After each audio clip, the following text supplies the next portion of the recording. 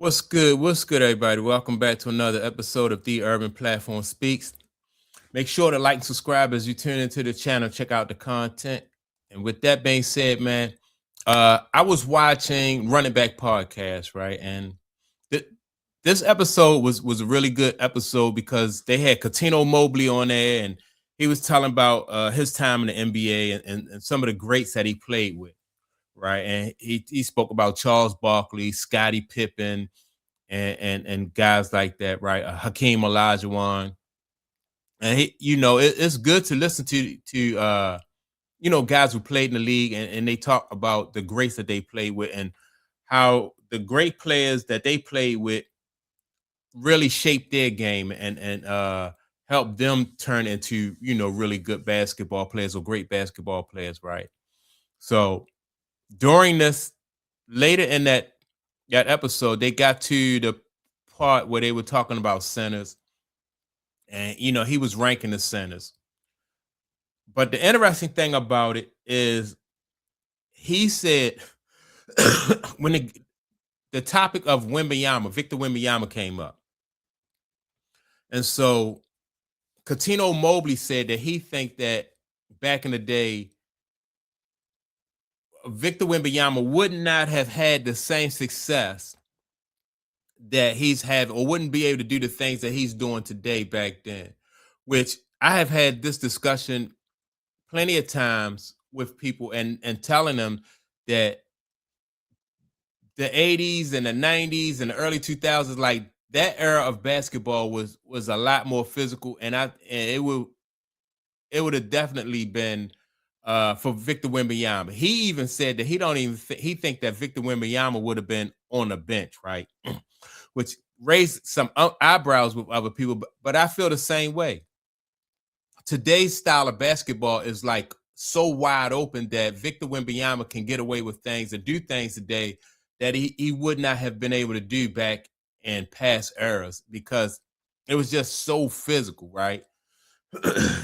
And one person that I like to compare Victor Wembanyama to is because they're around the same height is Ralph Sampson. Ralph Sampson, I think he was 7'4". And Ralph Sampson was a hell of an athlete at 7'4". But the NBA was just so physical that it was hard for Ralph Sampson to stay healthy because they bumped and they pushed and they so it was hard for Ralph Sampson. And I think that had Victor Wembanyama played back then with those big centers, I think he would have probably had the same type of career that Ralph Sampson had. And people give me a pushback. They was like, well, Victor Wembanyama can do this, he can do that. And I said, and Ralph Sampson could do the same things. Like Ralph could shoot from the outside, Ralph could handle the ball, but big men during that time, you wasn't allowed to do that kind of stuff.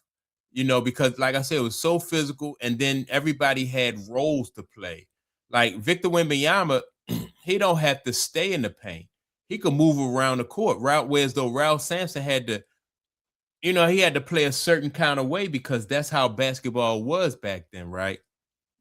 So with that being said, I'm going to play the audio from Running Back and listen to what Cuttino Mobley had to say about this past centers and Victor Wembanyama. Yeah, you come back. It's the Renaissance man, is what it is. Yeah. Let's do a little center talk because you've definitely played with some of the best. You got Dwight, you got Yao. We talked Hakeem. If you had to rank them, how are you putting that? Who's at the top? Dream. Okay, no doubt. Then how's it? Two is tough. Yeah, who's two? That's. Well, when I had Dwight was a 4. He wasn't a 5. Okay. Yeah, he was a 4. So technicalities. So it was technicalities. Semantics. Yeah, semantics. So I would go Dream, and I would go Yao, of course. And it's I think Yao could have been way better if, like, say if it was Rick Adelman or that pinch post elbow action kind of a game, Yao would have killed because he was such a great passer, and people don't know that because of the offense. But Dream, Yao, Dwight, and then who else we got? That's Yeah, what I that's got. it. Yeah, That's what I it. got. Yeah. By the way, I want your opinion based off of that alone. All right, before they even get to talking about Wemby, right? I think I also felt the same way about Yao Ming, right? Yao Ming, if he could have stayed healthy, in my opinion, I think Yao would have been could have been a lot better center too.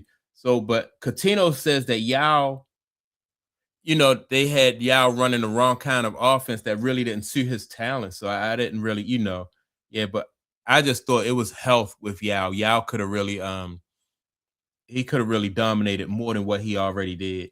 And everybody know about Dwight, right? Dwight Dwight Howard, in my opinion, he is an excellent athlete as a forward, power forward or a center. Wemby, when you see Wemby, what are you envisioning as far as centers and when it's all said and done? I just don't think he's a center. Yeah, I just think he's a ball He's just player. tall. He's a point guard. Yeah, he's just tall. everything. Right? He's doing tween behind fades. And no, that's not a center.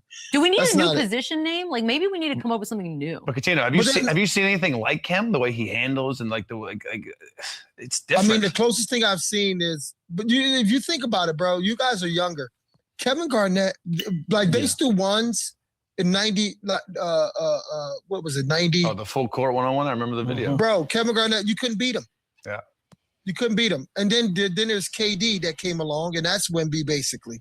Do you know what I mean? Like that's a Wemby. But if you're gonna play center Wemby during my time, Alonzo Mourning, Patrick Ewing, Shaquille O'Neal, you roughed up. You sitting on the bench. You're not playing, bro. You're not playing. Rick Schmitz even kill you. Like it's not the same world. Yeah, absolutely. This is awesome. This has been and I'm glad that Cuttino said that. And you talk about those power forwards, and centers back in the day when you had Lonzo and Charles Oakley and Patrick Ewing and Hakeem Olajuwon. Like it was just so physical down there. And I can't see, and we have seen, like I said, other athletes who didn't have the kind of success because they didn't have the freedom of movement. You had to face those guys, right? And all that, the dribbling between the legs and stuff like that. And it just wouldn't, back in the day, it wouldn't have flew like that. And so I think people see Victor Wembayama now and say, what he's doing now, he'd have been able to do that back in the day against Lonzo and all those guys. And no, I don't think so, because it's just too physical. It was just too physical. And you think today is not as physical as it was back in those times, right? And Wembayama don't even play 30 minutes. He play around close to 30 minutes a game now. So imagine back in the 80s or the 90s or the early 2000s, if you can only play 30 minutes now when the game is not as physical as it used to be, I think Cuttino Mobley is right when he said, he would have been on the bench, and that's Rick Schmitz. I remember him too, right? He didn't log like heavy minutes like that. They platooned him in and out, at crucial times when they needed him to play defense or to score in situational type basketball, right? The Pacers had him in and out, right? So if this guy can't play 30 minutes in today's basketball, just imagine if he was getting bumped and pushed and leaned on, by Lonzo and all those guys back in the day, man. Yeah, I think Cuttino was right. Some people don't want to hear that. I think Wembayama is like it's timing with him. He came along at the right time because had Ralph Sampson came along in this era, I think that Ralph Sampson would have been just, he'd have been just like what Wemby is doing, right? So that's what it is, man. I think that Wembayama wouldn't have been able to play back then. If he can't log heavy minutes now, then what makes people think that he would have been able to log heavy minutes when they were playing even more physical?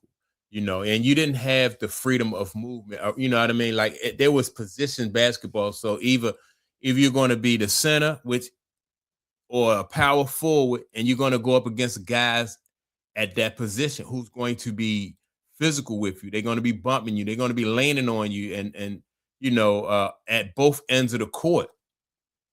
It would have been tough. It would have been tough. I watch now, right?